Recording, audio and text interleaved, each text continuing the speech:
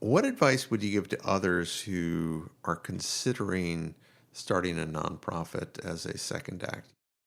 Make sure it's something that you truly believe in with your whole heart and soul.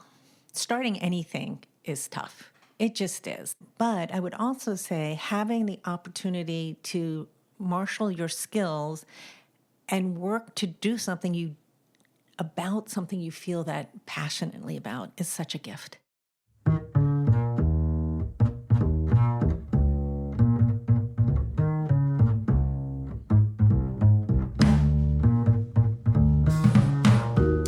Welcome to Second Act Stories, 2024's most inspirational podcast according to the Signal Awards. We take a close look at people who've made major life and career changes and are pursuing more rewarding lives in a second act. I'm your host, Andy Levine. And I'm Scott Merritt, Andy's co-host. So Andy, for today's episode, you got to stay close to home and you visited a lady by the name of Kathleen Biggins, where she lives in Princeton, New Jersey. Back in 2014, Kathleen started a nonprofit organization called Sea Change Conversations. Tell us a little bit about Kathleen and her organization. So Kathleen and a group of like-minded friends, they got together and they launched this new group, Sea Change Conversations. And the goal was to start talking about climate change, but to do it in a way that helps people understand the urgency of this issue without inflaming the partisan passions. She was quick to point out to me, they are not an environmental group. They are not an activist group, but they are all about educating people about the science of climate change and framing the discussion as a human issue rather than a political issue. And they've made presentations to over 21,000 people over the past decade in 33 different U.S. states. Okay, well, I'm listening.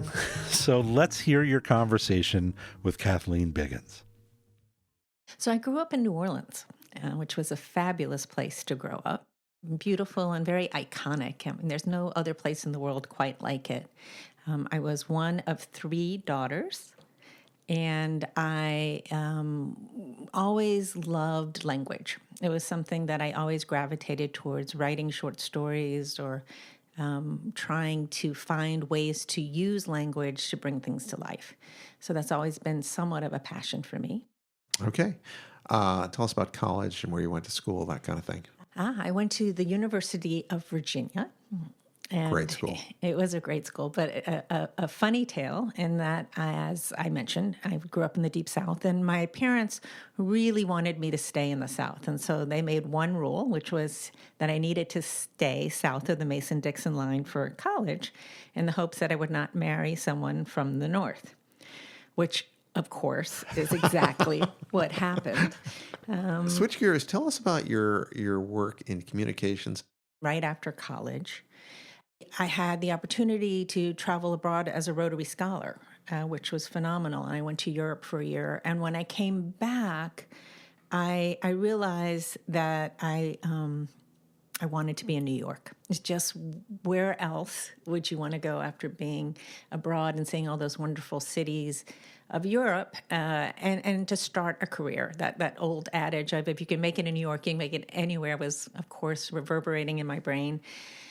And I actually sent my resumes and beat them up to New York. So I actually arrived in New York, slept on floors and couches from college friends and other friends, and hit the ground looking for a job, and ended up getting a job at Ogilvy and Mather, which was a phenomenal experience for me. My very first account was the American Express account, and I worked on the account side, and we worked on the Do You Know Me campaign. I don't know if you remember that. I do. And I got to meet Stephen King and Sarah Vaughan and all sorts of different luminaries who had done very interesting things in their lives. And then after that, when it was time to raise a family, we left New York and moved to Princeton, New Jersey, and I worked for QLM Marketing, which was a promotions company. So again, doing a lot with communications and persuasion, but in a commercial sense. And then when I had my second child, I took a time out and started doing more volunteer work, working with, a class parent and working on the boards of local organizations like our local symphony and the Watershed Institute and others, and really felt like that was the right pursuit for that time when I had very young children. One of the organizations that Kathleen became involved with was the Garden Club of Princeton. Her aim was simply to become a better gardener. But as we'll hear, this decision played a central role in the launch of Sea Change Conversations. So the Garden Club of America and the Garden Club of Princeton, which is one of the member clubs of a really large network that is across the country, it's all about educating on gardening and on kind of celebrating the beauty in our natural world and in our gardens. One year, I was asked by my club to go to a national conference down in Washington, D.C. called the National Affairs and Legislation Conference, which is so eye-opening to me because I joined delegates from around the country and heard from all sorts of speakers on a wide range of topics. The conference brought together hundreds of people from gardening clubs across America on a broad range of topics. But a discussion of climate change caught Kathleen's attention. I was really shocked when I heard a business person and a military leader talk about climate change. And I was like, climate change isn't real, and it's not a big deal if it is. Why are these two luminaries, if you will, in their areas of expertise talking about it? And yet they made sense. And so it kind of sparked my interest. And when I came back and kind of spoke to folks around me here in Princeton, I kind of felt like Chicken Little. People were like patting me on the head and said, "Don't worry about it. It's fine. Everything's okay, Kathleen. Everything's okay." And I kind of got lulled into not worrying about it so much, but then Hurricane Sandy hit. Hurricane Sandy hit both New Jersey and New York with a vengeance on October 29th, 2012. Because I grew up with hurricanes, I have always accorded them great respect. And I understand the types of damage they can do, and I understand how long it can take for a community to bounce back from. The fact that hurricanes were getting more powerful or their damage was getting more extensive because of climate change, to me was such a important fact for people to latch onto, because it finally was an example of how climate change was impacting us now today, not a polar bear in the future. So it made it very real to me, and it made it very immediate to me.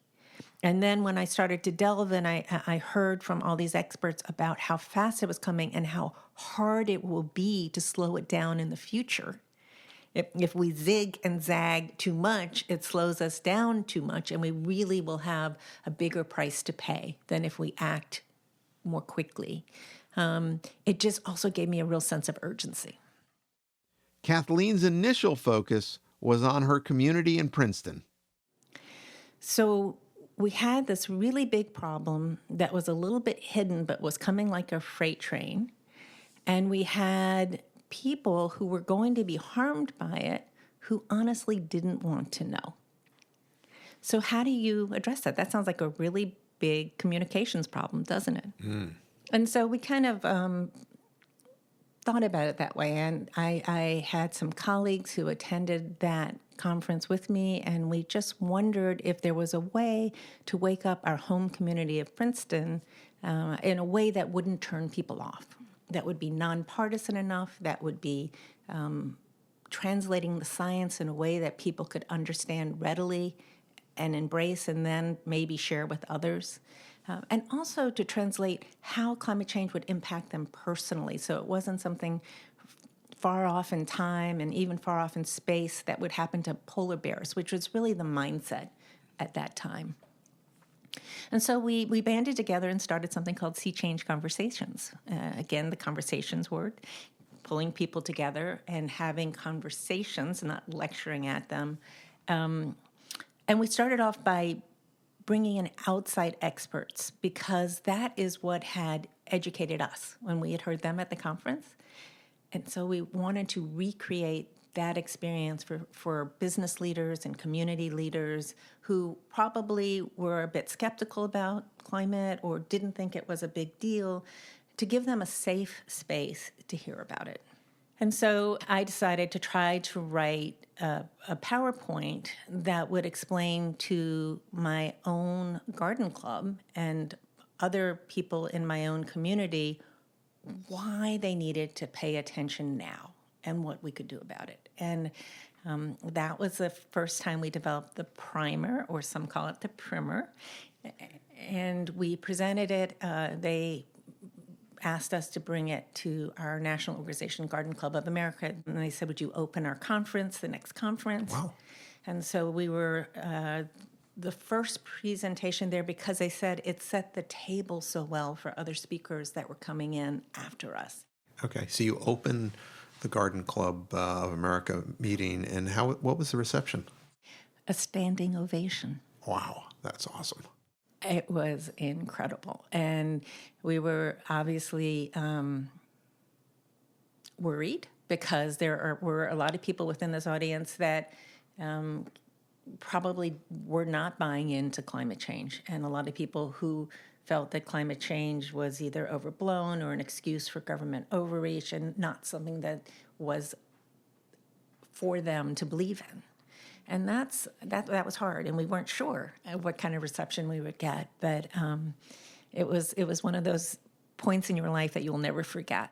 So the decision to go from Princeton to go to the United States of America, did that come after the Garden Club presentation that you made?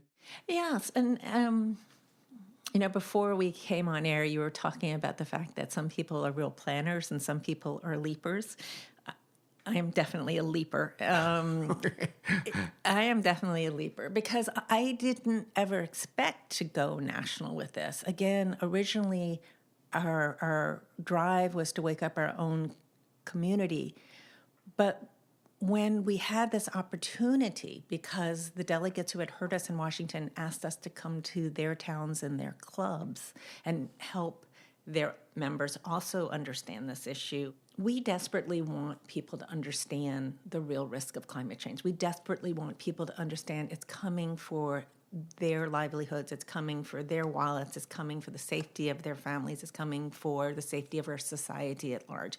And I'm not being over dramatic here. If you really look at it and very calmly analyze the risk, which we do, and we can help people understand that this really isn't a political issue, it's not a liberal issue, and in fact, while both parties have kind of used it to whip up their bases, it's a human issue.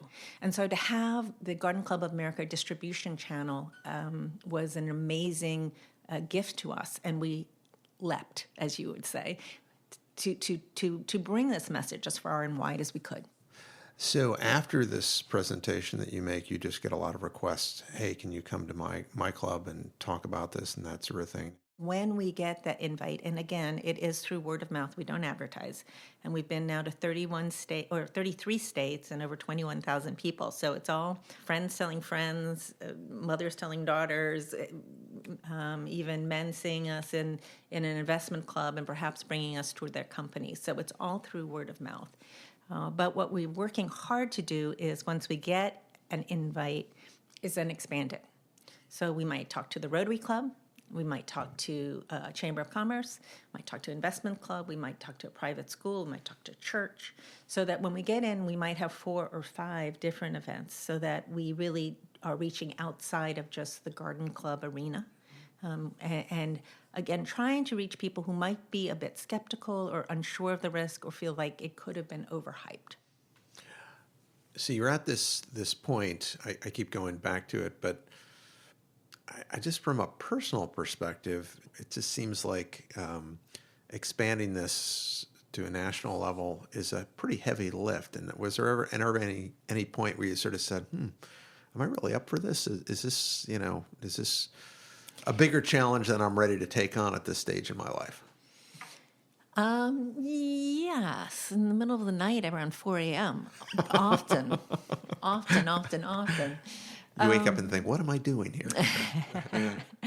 And when you're packing up to go someplace and you're like, oh my gosh, I have a robust life here. I have a dog, I have my husband, and I have a grown son nearby and a life. And sometimes you're just like, but once you're there, it's always, so far, been an amazing experience in that people are so excited to have you, and you are talking with such interesting people around the country. I mean, I can tell you, like when I go down south, which I love to do because I am Southern, and I may be walking into a group that's highly skeptical, and they will start praying for me. And then it's like, thank you for bringing her to us and keep her safe and whatever. And I love that. I mean, it's just human again, and it's bridging differences, and it is a recognition of what we're about, which is we're here as a friend. We're not here in any way to berate you. We're here to tell you what we know, to tell you what the scientists that we've worked with and the energy experts that we've worked with have explained to us, and let us share this with you so you too can understand it and you can talk about it and maybe share it with others. An election just happened. A new president will take office in January. He has said at different times climate change is a hoax. He has said drill, baby, drill. He seems to be taking the country or want to take the country in a new direction. How does your organization adjust to that change, and does it make what you're doing even more valuable? Does it create barriers to success? I mean, just talk about that change. Well, it's a little early to tell exactly how this will unfold. I think we have to realize that the push to decarbonize, to move to a lower carbon economy, it is going to happen. It's going to happen almost whatever happens over the next 4 years, just because it's a global initiative and other countries are moving, and there is so much economic value in that transition. So for many of us, we think of energy as the cost that we pay at the gas pump or the cost we pay on our electricity bill, right? But in fact, as taxpayers, we are paying so much more in two big areas. One is in health costs, because fossil fuels put out so much pollution that it causes quite a lot of cost to our health system. But the second is in the disruption of the world around us and how that translates to infrastructure loss or the need to build new infrastructure to keep us safe. And Swiss Re, which is, I believe, the largest reinsurance company in the world, projects that if we had a 3.2C increase, North America will lose about 10% of its GDP, and the world would lose about 18% of its global GDP. So this is a clear-eyed kind of expert looking ahead and saying, wow, we have a lot to lose if we continue on our current path. What advice would you give to others who are considering starting a nonprofit as a second act? Make sure it's something that you truly believe in with your whole heart and soul. Starting anything is tough. It just is. But I would also say having the opportunity to marshal your skills and work to do something you feel that passionately about is such a gift.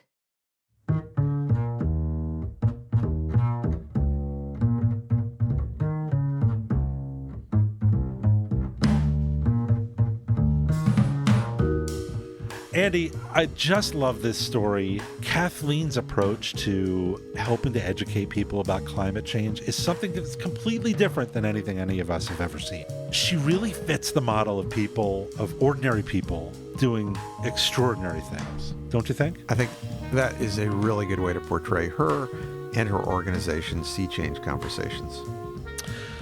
Yeah, now she describes herself as a leaper, which is something that our audience has heard before. It's, there are leapers and there are planners. So let's dig into that a bit. Yeah, no, it's kind of like a door opened in front of her. She is at the National Conference of the Garden Club of America. She and her colleagues give this presentation, and afterwards, it sounds like really dozens of people came up and said, hey, can you come to my community and give this presentation? So this opportunity appeared, and she leaped into it, but it certainly is a little different than someone who just quits a job with no idea what they're going to do next. Right, so leaper with a little sprinkling of planner mixed in. Minor in planning, yes. Right, a major leaper with a minor in planning. I love it. I think that's probably a good place to wrap up today. Why don't you take it home? All right, if you'd like to learn more about Sea Change Conversations and the work they do, you can visit their website, and that is the letter C-changeconversations.org. Once again, the letter C-changeconversations.org. And if you have a chance to hear Kathleen speak, I hope you'll take advantage of it. She's terrific. If you know someone that you think we should interview on Second Act Stories, we'd love to hear from you. Just visit our website at secondactstories.org and fill out the Nominate a Guest form in the upper right-hand corner of our homepage, which is actually the way that we heard about Kathleen. Wow, that's cool. I didn't even know that. Now, you can follow us on Facebook. You can follow us on LinkedIn. You can subscribe on YouTube. And you can even subscribe to our brand new Substack newsletter, which every time we post a new episode, you're going to get an email right into your inbox to let you know that that happened. And you can also, of course, subscribe on your favorite podcast streaming service. We hope you'll keep listening. There are more Second Act Stories just around the corner.